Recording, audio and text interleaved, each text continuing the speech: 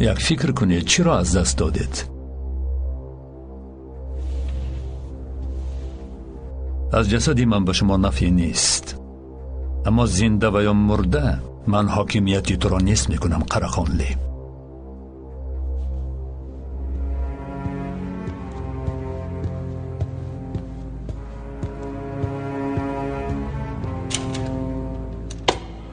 تستری نجمی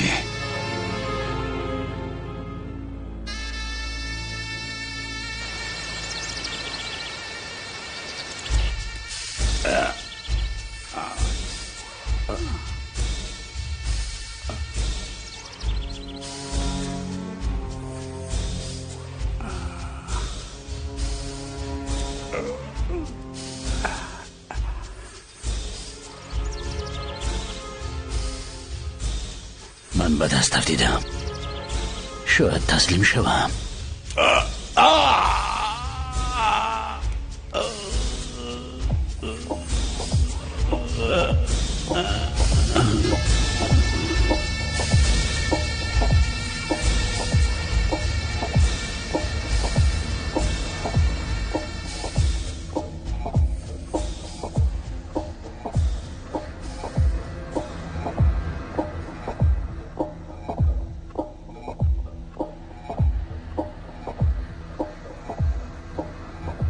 در حقیقت مرد نعمتی. مردی انگه اکای پولود تیر زد. اکای پولود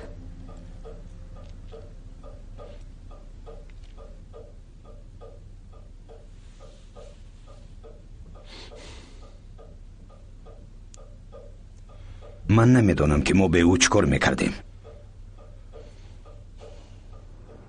من بغیر از اکم فکر نمی کنم که کسی را اکا نامم، اما دیدم که اکای پولو چیکار کرد. اعتراف میکنم که بجز او کسی از اجراش نمی براید. من همچنین فکر دارم. گفتن میخواهم که با من اگر حادثه روی دهد کودکان من اکای پولاد را دارند. خدا با شما و فرزندانتان عمری دراز عطا کند.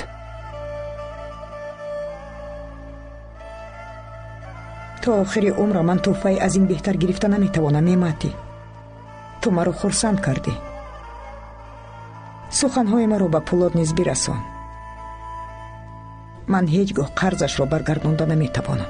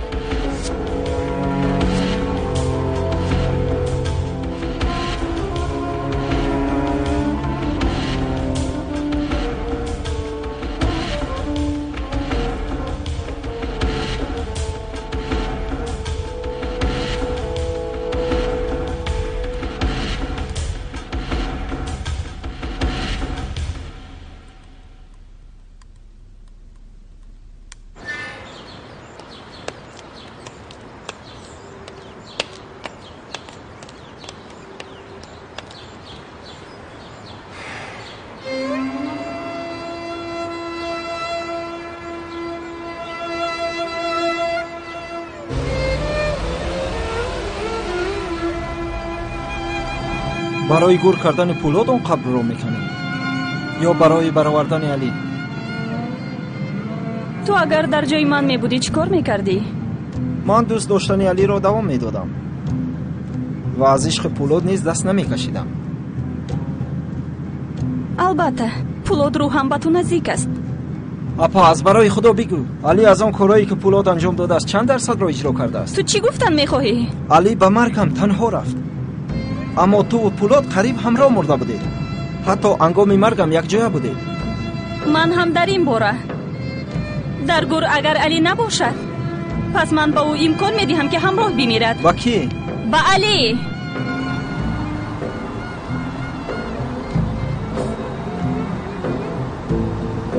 چی؟ بله، این من اردل کومرجی رو کشتم. با سلاح شخصی هم 4 و یا 5 بار پراندم. در کجا کشتد؟ در خانه پدرش. پدرش زنده بوده است؟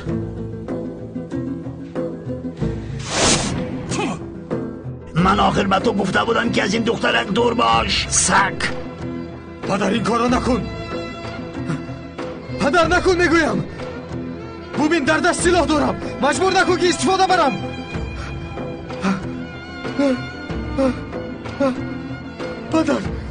پدر نزن پدر. پدر نزن. من تو را میکشم. پدر نزن مرا. من نزا را دوست میدارم. تو تنها این تسمه را دوست میداری. پدر مرا قاتل پدر نگردان. انا میگویم انا گیر. این را خودت خواستی.